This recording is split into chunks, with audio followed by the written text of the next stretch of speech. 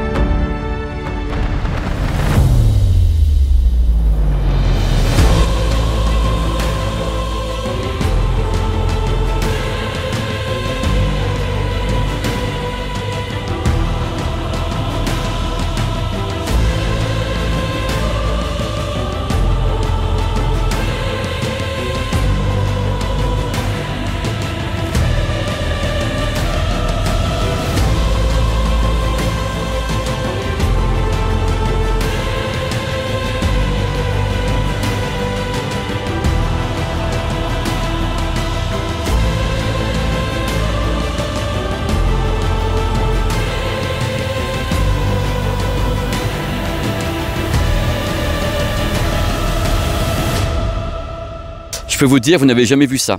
Même à Hollywood, ils n'ont pas osé le faire. Hein. Bonjour, bienvenue sur ma chaîne YouTube PP World pour une petite news que j'ai pas vu arriver. Il y a des fois, vous savez, je vois les trucs dans la presse, je me dis, bon, ça je l'ai vu arriver, ça je vois un dossier de presse qui arrive, je l'ai vu arriver. Sony, vidéoprojecteur, je l'ai pas vu arriver par exemple. Et ça non plus. Il s'est passé un truc absolument incroyable, enfin aux yeux de tous les gens qui aiment le cinéma, les séries télé et Netflix. Il s'est passé un truc super incroyable chez Netflix. Ils ont décidé d'adopter dans très peu de temps le HDR10+. HDR10+ de Samsung. Donc je vais vous expliquer d'abord un petit peu pourquoi je fais cette news, parce que c'est important que vous sachiez, et on va venir un petit peu dans ce cas-là parler des HDR. C'est quoi le HDR? Eh bien c'est tout simple, le HDR, c'est pour High Dynamic Range. Ça vous avance pas beaucoup, mais enfin voilà ce qui se passe. Notre œil humain est incroyable. Regardez ce qu'on est capable de faire. Là j'ai du soleil. Oh là là, à Hong Kong en plus. À Hong Kong, le soleil. J'ai du soleil et mon œil, malgré le fait que j'ai du soleil en pleine poire, arrive à voir le contre-jour, du détail, les couleurs, parce qu'on a une grande amplitude. Nous, entre les zones sombres et les zones claires, on a vraiment ce côté, on peut voir les choses même avec un coucher de soleil et voir tous les détails. Ça, c'est notre vision humaine. Et jusqu'au moment où il n'y avait pas de HDR, on ne pouvait pas faire ça sur les téléviseurs. C'est-à-dire qu'on avait une image, et l'image qu'on voyait, par exemple, s'il y avait un contre-jour, on ne voyait rien, ce qui était en bas, on ne savait pas, les joueurs n'arrivaient pas à voir ce qui était dans les zones sombres et des trucs comme ça, ils n'arrivaient pas à le voir. Donc on a créé le HDR pour le grand public, donc le HDR basique. HDR 10 classique, c'est là que l'aventure a pu commencer. On a donc créé le HDR pour que les téléviseurs compatibles et les sources compatibles puissent avoir une vision la plus proche de la façon dont on voit nous les images. Donc c'était le début avec le HDR 10. Bon alors il y a un truc important, je vais vous donner des faits concernant l'historique de Netflix et du HDR. C'est pas rien, hein. C'est une longue histoire. Depuis 10 ans, en effet, Netflix produit en HDR, notamment le premier programme s'appelait Marco Polo, diffusé il y a 10 ans en HDR, donc classique, le 10. Après, la production s'est faite en HDR et HDR Dolby Vision depuis des années, donc ils maîtrisent ça, il n'y a pas de problème. Il y a le streaming en HDR qui a progressé de 300% en 5 ans, donc les gens s'équipent de produits HDR et se disent ouais, le streaming en HDR ça fonctionne. HDR, basique. Il faut savoir que le nombre d'appareils configurés et compatibles HDR a doublé en 5 ans. Donc en effet, le public s'équipe, peut-être même sans le savoir quelquefois, de produits qui sont HDR et HDR Dolby Vision et peut-être HDR 10+. Actuellement, à l'heure de ces mots, Netflix propose 11 000 heures de contenu en HDR et HDR Dolby Vision. Pour obtenir ce contenu, il faut être abonné Netflix Premium en 4K HDR. Ce qui s'est passé, c'est que le premier HDR, celui qui a donc été créé au début, est un HDR dit basique. Le HDR basique, c'est-à-dire qu'il travaille en 10 bits. Ce HDR, il travaille en 10 bits avec ce qu'on appelle un système statique. Ça veut dire quoi statique? Ça veut dire que quand vous regardez par exemple un programme en HDR sur Netflix ou sur un Blu-ray disc, HDR classique, l'intégralité du programme a un seul réglage. Un réglage de base qui est valable pour l'intégralité, soit du film, soit de l'épisode télé ou un truc comme ça. Ça ne bouge pas. C'est statique. À l'intérieur de l'étalonnage statique, il y a en effet les données pour avoir le clair, le sombre, une belle colorimétrie, tout est là-dedans, mais ça ne bouge pas. Et du coup, un autre HDR a été introduit sur les plateformes de streaming et sur les Blu-ray disques, c'est le Dolby Vision, qui fait partie de la famille HDR. Le Dolby Vision est très différent, puisqu'il travaille en 12 bits, officiellement pour la partie professionnelle, et surtout, le Dolby Vision, ce sont des métadonnées dynamiques. Ça veut dire quoi? Ça veut dire que contrairement au HDR, le Dolby Vision, on règle le HDR plan par plan, scène par scène, c'est-à-dire qu'en effet, chaque plan a son réglage de l'intensité des couleurs, de la crête de luminosité. Chaque plan, c'est plan par plan, idéalement tel que l'a voulu le réalisateur, c'est-à-dire qu'on a l'image la plus claire possible, la plus contrastée possible, la plus colorée possible, en temps réel, plan par plan. Ça, c'est le Dolby Vision. Et est arrivé également, incroyable, la magie du direct, est arrivé également le HDR10+, créé par Samsung et consorts. Alors Samsung et consorts, c'est Panasonic, au début il y avait la Fox, tout le monde s'est dit tiens, le HDR10+. Alors il fonctionne peu ou prou comme le Dolby Vision, c'est-à-dire ce sont des métadonnées dynamiques, c'est-à-dire plan par plan, scène par scène, on peut donc avoir le HDR dynamique avec le HDR10+. Donc même chose, réglage de luminosité, réglage du détail dans les zones sombres, ça c'est la même chose entre guillemets que le Dolby Vision. Donc deux familles, le HDR statique, le Dolby Vision et le HDR10+ travaillent en métadonnées dynamiques, donc en temps réel, donc les meilleurs. Un truc à savoir, Dolby Vision, faut payer les royalties. En effet, c'est une licence, faut payer les royalties sur le Dolby Vision à chaque fois qu'on l'utilise. En revanche, le HDR10+ est open source. Ça signifie qu'on peut l'utiliser à volonté, on paye une licence et après, c'est gratos. Donc vous imaginez un petit peu l'économie que pourraient faire certaines plateformes de streaming, justement comme Amazon Prime et autres qui utilisent le HDR10+, parce qu'en effet, il est gratos. Dans le Dolby Vision, à chaque fois, tu dis, allez, c'est Hollywood, tu passes à la caisse. Alors du coup, que se passe-t-il aujourd'hui? On a sur le marché 3 types de HDR. HDR classique, qu'on a facilement sur la plupart des téléviseurs, sur des box, sur des smartphones. On a le Dolby Vision qui correspond à certains types de produits, donc tous les produits sauf Samsung presque, parce qu'il ne fait pas le Dolby Vision. Donc on a le Dolby Vision un peu partout. Et on a le HDR10+, qui lui est exclusif à Samsung, ainsi que à des marques qui font HDR10+, ainsi que Dolby, c'est-à-dire TCL, Hisense, Panasonic. C'est la guerre complète puisque Samsung ne veut pas entendre parler de Dolby Vision. Ils ont dit non, on a créé le HDR10+, pour ne pas entendre parler de Dolby Vision. Voilà, ça c'est fait. Et de l'autre côté, LG veut pas prendre de HDR10+, Sony veut pas prendre de HDR10+, et les plateformes de streaming sont ennuyées parce que du coup ils se privent peut-être de certains clients.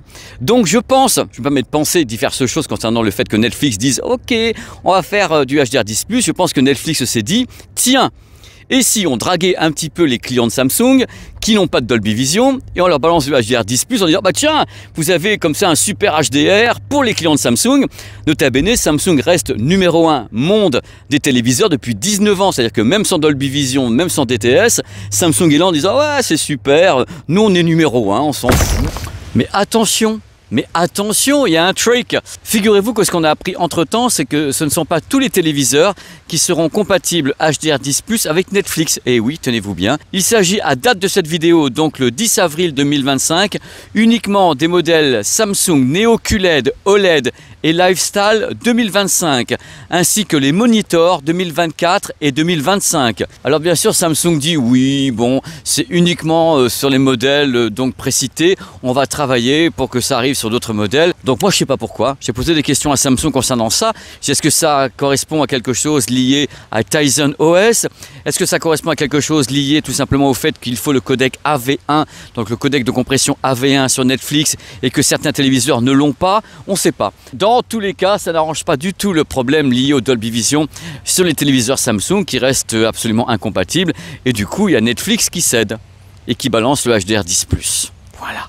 Donc l'arrivée du HDR10+ sur Netflix, ce n'est pas au détriment ni du HDR classique évidemment, ni du Dolby Vision qui continue à être produit par Netflix. Par contre, c'est en bonus. Et l'idée de base, c'est que quand on a un téléviseur Samsung qui ne prend pas le Dolby Vision, quand on va avoir Netflix avec du HDR10+, dans ce cas-là, vous allez avoir, quand vous afficherez l'interface Netflix sur votre téléviseur Samsung, vous allez avoir HDR10+, et vous dites eh ben ça y est, je vais avoir des métadonnées dynamiques, je vais avoir comme le Dolby Vision, je vais avoir une image super. Et du coup, si Netflix Netflix, plus grande plateforme mondiale, se décide à faire du HDR10+, pour les clients Samsung, c'est tout bénef. Et clients Samsung, ils sont nombreux. Netflix peut très bien se dire à un moment donné, mais quand je produis en Dolby Vision, je paye des royalties à Dolby. Tandis que si je produis en faisant de la post-prod en HDR, HDR10+, je paye que dalle. C'est un billet d'humeur, on est là pour parler entre nous. Pour moi, la différence principale entre le HDR10+ et le Dolby Vision, c'est que le Dolby Vision est plus estampillé secteur professionnel. Dans le sens où on post-produit la plupart des films en Dolby Vision. Il y a des salles de cinéma Dolby, Dolby Cinéma. Il n'y a pas de salle de cinéma HDR10+ cinéma. Donc on a une production qui est peut-être un peu plus tournée vers le cinéma quand on fait de Dolby Vision. Et peut-être que le HDR10+, c'est une production un peu plus tournée quelquefois vers certains types de gaming, vers certains programmes dits de séries télé. C'est des choses différentes. Pour moi, c'est complémentaire. C'est pour ça que ça m'a toujours ennuyé qu'il y ait cette scission entre le Dolby Vision et le HDR10+, qu'il y a des téléviseurs qui le prennent pas. C'est ça pas bien, parce que quelque part, je crois que les gens peuvent avoir accès à tout, comme le font les marques chinoises, comme Hisense ou TCL, qui prennent tous les formats HDR. Donc dites-moi ce que vous en pensez, c'est collaboratif ces vidéos. Est-ce que vous pensez que Netflix a une petite idée derrière la tête? Est-ce qu'ils disent, voilà, on vise encore plus de clients avec nous, because on ouvre les vannes du HDR10+ à tous les gens qui ont des téléviseurs Samsung? Parce que c'est ça la base, puisque le protectorat, il est sur Samsung. Moi, ça m'intéresse d'avoir votre avis. Je continue à penser que c'est une manœuvre commerciale pure. Soit il y a un accord entre en effet l'entité Samsung et tout l'écosystème HDR10+ et Netflix, soit tout simplement Netflix se dit, bah, maintenant on aura encore plus d'abonnés. Ça permettrait d'éviter cette frustration sur le cas Netflix. Amazon Prime a déjà des contenus HDR10+. À ma connaissance, Disney+ ne fait que du Dolby Vision. Apple TV+ ne fait que du Dolby Vision. Et sur les Blu-ray discs, on trouve majoritairement du Dolby Vision parce que, en effet, c'est le monde du cinéma. C'est beau, hein. En tous les cas, ça m'a fait un plaisir fou de faire cette vidéo ici depuis Hong Kong. Regardez un petit peu le paysage avec donc Bruno derrière la caméra et Simon qui était ici également. Donc c'était génial. J'ai pris mon pied, j'ai fait de l'impro comme toujours. J'espère que j'ai été clair. C'est pas sûr, c'est pas facile d'expliquer les HDR quand même. C'est un bordel, qu'on soit clair. Surtout la marque veut pas. Tel téléviseur le fait, le téléviseur le fait pas. Et pourquoi et machin et trucs. Donc voilà. Si on pouvait uniformiser tout ça, ça serait magnifique. L'avenir dira. Dans tous les cas, vous avez ce petit billet d'humeur tourné. Waouh, à Hong Kong. Voilà. Oh, c'est moi, Pierre. Simon, c'est lui.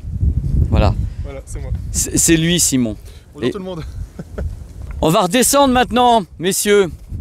C'est parti. C'est parti pour une petite descente. La montée, c'était déjà compliqué. La descente, ça va aller. Parce que là, c'est quand même plus facile. On aura donc tenté le maximum dans cette vidéo. On aura tout fait.